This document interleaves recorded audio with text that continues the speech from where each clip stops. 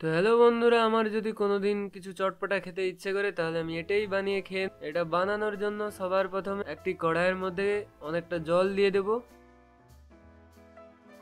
এরপরে এর মধ্যে আমরা এই সাইজের আলুগুলোকে কেটে দিয়ে দেব। আপনারা চাইলেন এর থেকে ছোটও করতে পারেন। এরপর আমরা জলের মধ্যে কিছুটা পরিমাণে লবণ দিয়ে দেব।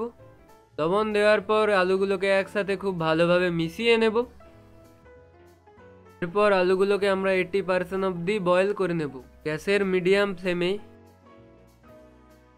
তো এরপর আমরা আলুগুলোকে কড়াই থেকে বের করে নেব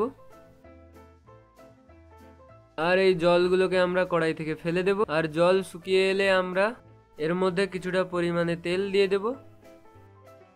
তেল গরম হয়ে এলে এর মধ্যে সিদ্ধ করে রাখা আলুগুলোকে দিয়ে দেব।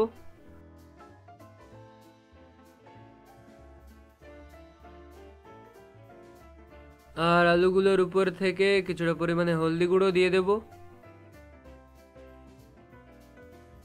এরপর আলুগুলোকে খুব ভালোভাবে মিশিয়ে নেব। আলুগুলো অল্প লাল লাল হয়ে আসা পর্যন্ত আমরা এভাবেই নাড়াতে থাকব। তো গ্যাসের মিডিয়াম ফ্লেমেই প্রায় 4 মিনিট পর আলুগুলোকে বের করে নেব, কারণ আমাদের আলুগুলো পুরো পারফেক্টলি রেডি। এরপর আলুগুলোকে একটা বোলের মধ্যে দিয়ে দেব। অর্ধেক কুচনো টমেটো দিয়ে দেব। একটি পেঁয়াজকে খুব ঘুষো করে কেটে দিয়ে দেব। 3টে কাঁচা লঙ্কাকেও একইভাবে দিয়ে দেব। আর কিছুটা ধনেপাতা দিয়ে দেব।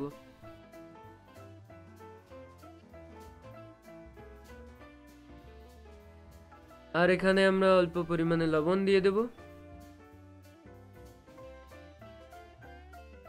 অর্ধেক চামচ গোলমরিচ গুঁড়ো, 1 চামচ চাট মশলা আর অর্ধেক চামচ লাল লঙ্কা গুঁড়ো, যদি আপনাদের খুব ঝাল পছন্দ থাকে, না হলে অল্পই দেবেন। এরপরে মিক্সচারটিকে খুব ভালোভাবে মিশিয়ে নেবেন। মিশিয়ে নিলেই রেডি আলুর চাট। এভাবে বানিয়ে দেখবেন আপনারা, আর কেমন হয়ে থাকে আমাকে কমেন্টে অবশ্যই জানাবেন। ধন্যবাদ পুরো ভিডিওটা আমার দেখার জন্য।